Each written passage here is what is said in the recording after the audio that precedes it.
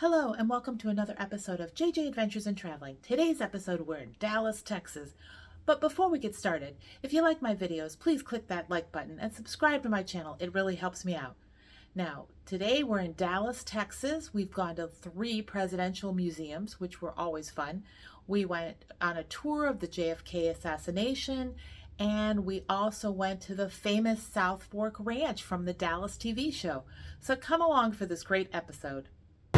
Hi, today we're in Dallas, Texas, and we're going on a JFK Assassination tour. So we're going to get to see all the different sights and sounds of the JFK Assassination from a historian. So come along.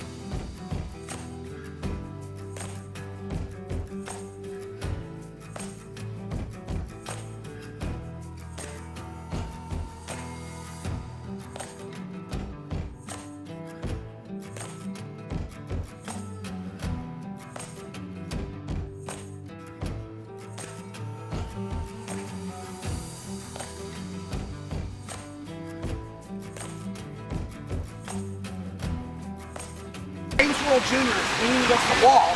He hears the first shot. He said he looked up and saw between 6 to 8 inches of a wooden stump sticking out of the sniper nest up there. So between him and Howard Brennan, who watches the shooter firing through the window from here and steal off the school book depository. That's why they sealed it off. Yeah, it's so cool. It's really cool. Okay, now you've never been down here, right? You guys. Okay, so you guys can see.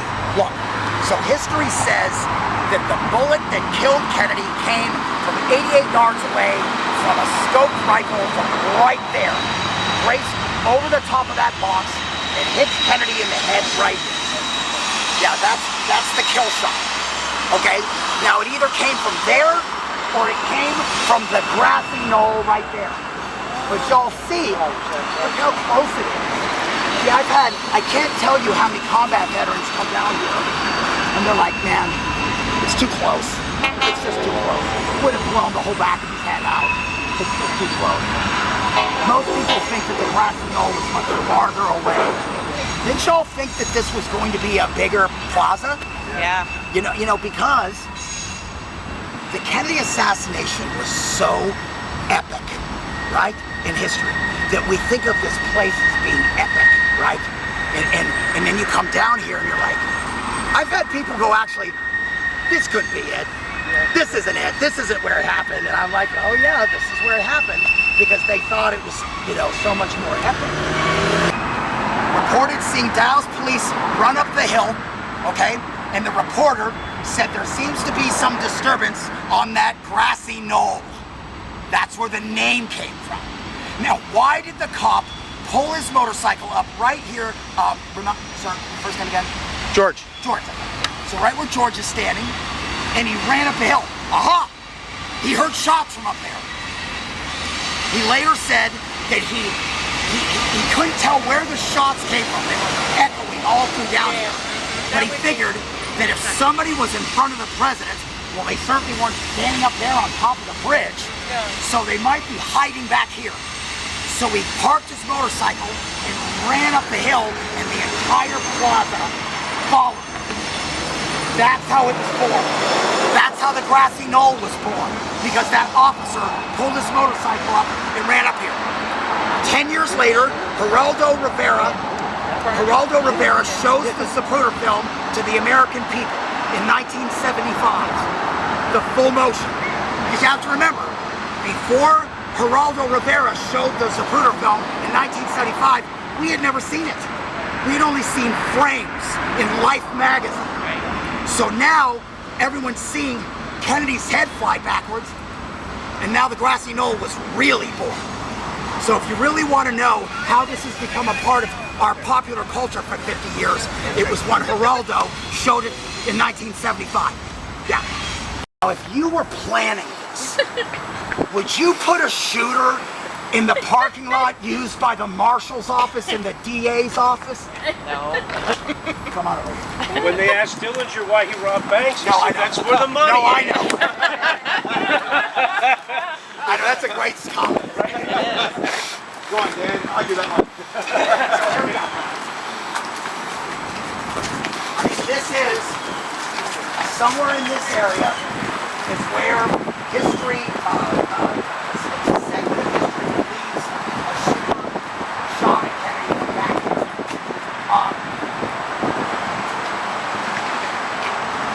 Super close. Much closer than I thought. It's too close. It's too close, you guys. That would have blown his head off. There would have been. You know the answer. Okay, you guys. Now check this out. Zapruder is standing on this pedestal right here. Okay. This is the pedestal he's standing on. So he's got his Bell & Howell 8mm film camera. Okay. Now, if you guys notice, you just watched this, right? Okay, you just watched it. You can see Kennedy's waving. He hasn't been hit yet. You can see the freeway sign that he's about to pass behind. It was a giant stemming sign right there.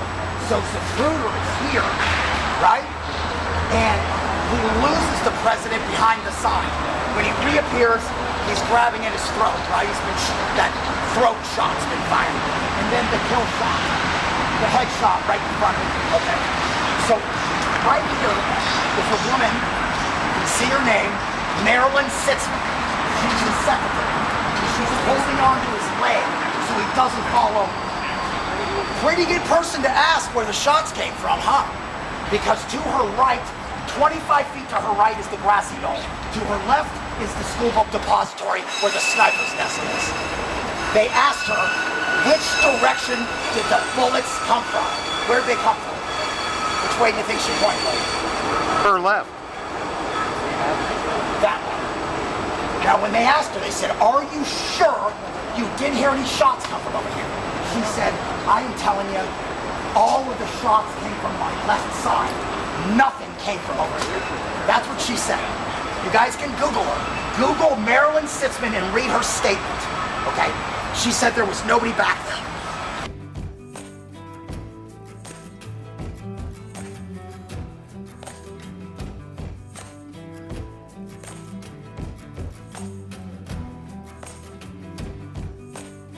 And that's the actual television she was watching. She was watching As the World Turns. That's what my mother was watching in Buffalo. Okay, when they broke in and said that 3 shots had been fired at President Kennedy's motorcade and that he was reportedly in serious condition. Serious condition, yeah. They didn't mention the head though. Not the first one. Yeah, the first one just said, this was a bulletin from CBS News. 3 shots were fired at President Kennedy's motorcade just now in Dallas, Texas. The first reports are that President Kennedy has been seriously wounded by this shooting. That was the first word out. Okay? And that's what came across on the TV. So she's freaking out. Kennedy was shot at 12:30. It's now 1 o'clock when he walks through the door. So they haven't announced to the world that he's dead. They just know, she just knows he's been shot. She said that he walked in, he walked through, went back to his room, shut the door, and comes out about 4 minutes later, walks back out, never says a word to her, never even looks at her. But she did notice that he had completely changed out of all his clothes, right? We covered that earlier. Okay. All right, so let's go here to his room. So come on over here. It's actually smaller than you think it is. It's same with, you know, when you're watching the films, it's like, you know, this is miles away. Have y'all ever been to Graceland? Yeah. Oh, yeah. Yeah. Like, didn't you think that was going to be bigger? Yeah, I did. I was like, Yeah. this is Graceland? It's like going out to South Fork. According to, so one of the most significant pieces of evidence was this.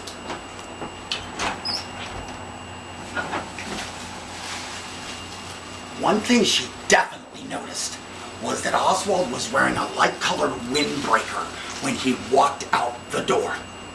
Now we know that he was arrested at the Texas Theater in a white t-shirt, right? We've all seen those famous photographs from the 60s. Yeah. He's got a white t-shirt on. So between here and his arrest, something compelled him to get rid of the coat, right? And Marina said he loved this coat. She couldn't understand why he would want to throw it away. Well, all the witnesses to the shooting of J.D. Tippit said the young man was wearing a light-colored windbreaker. So Oswald knew that multiple witnesses had seen him wearing this.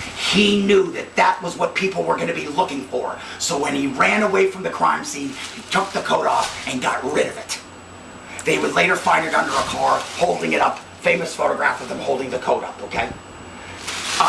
And like I said, they also were determined that the spent cartridges found at the murder scene in the bushes would ballistically match the breech face markings and the firing pin marks on the gun he was arrested with, 100%. He's just dead to rights for the Tippit shooting. Okay, now,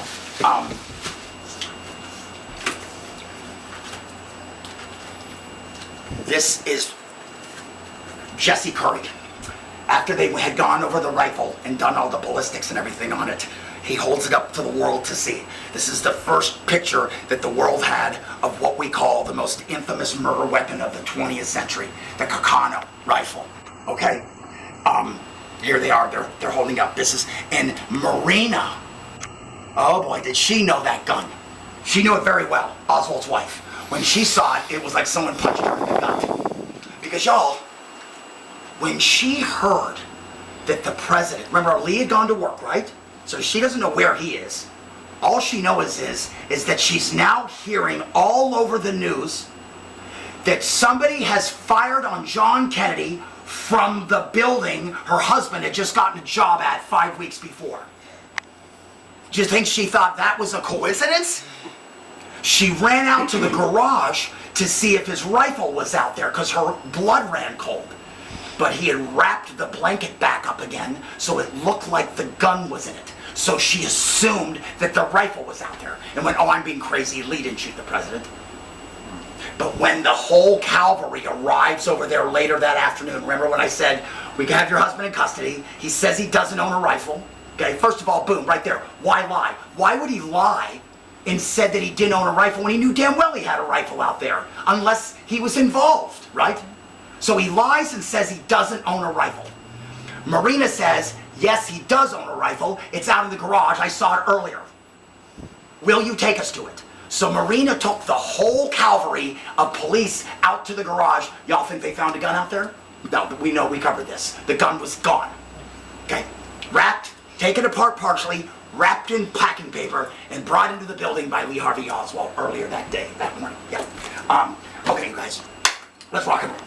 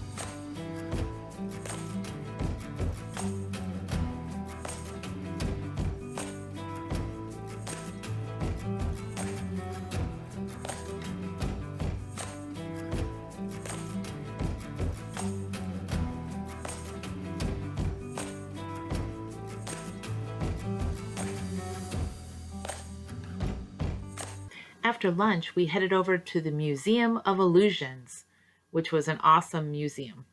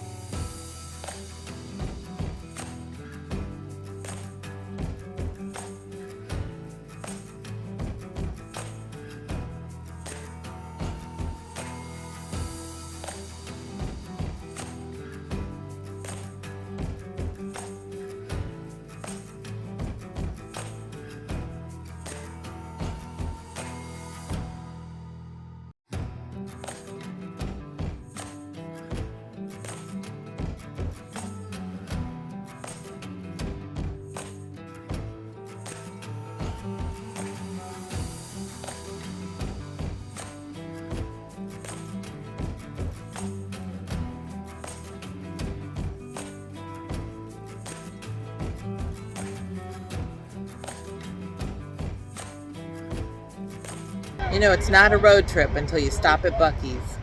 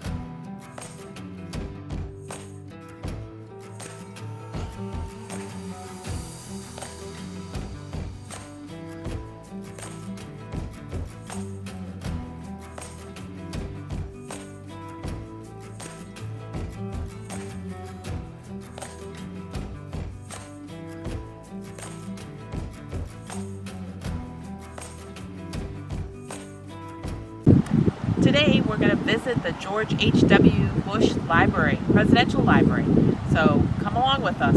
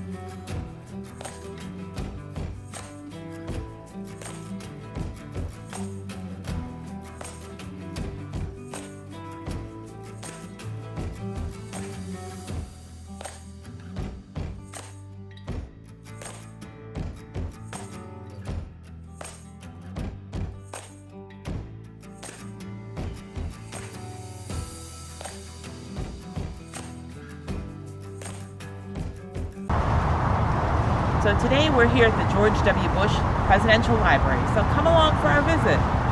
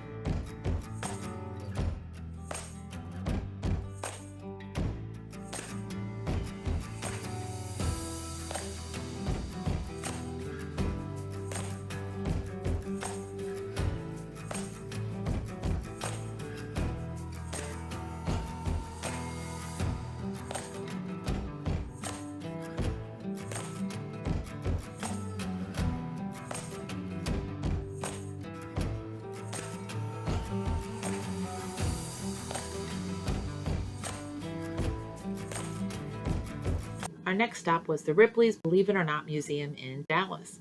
And then we went to the Louis Tussauds Wax Museum, which was also in the same building.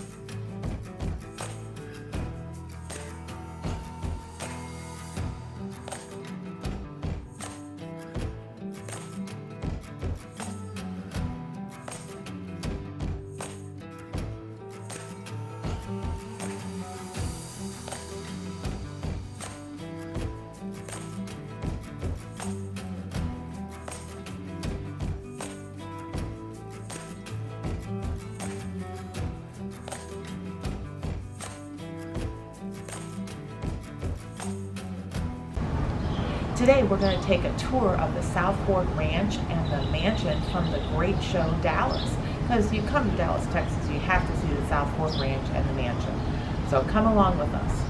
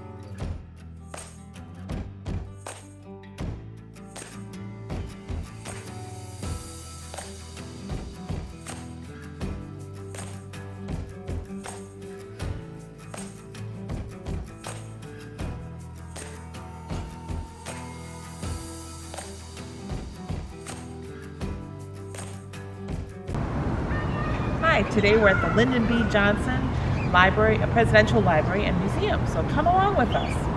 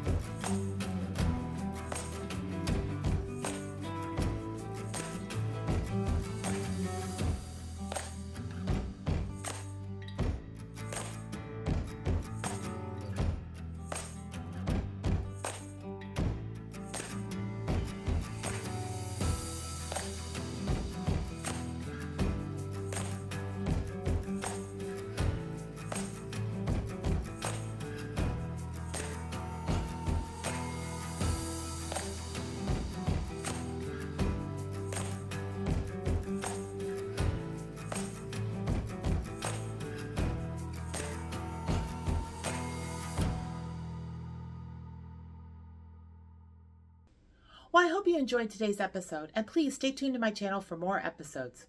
See you then! As always, if you like my videos, please think about subscribing to my channel. Click the notification icon to get notified when I post new videos. Smash that like button on this video if it really helps my channel out. And if you have any comments on my video, please enter them below.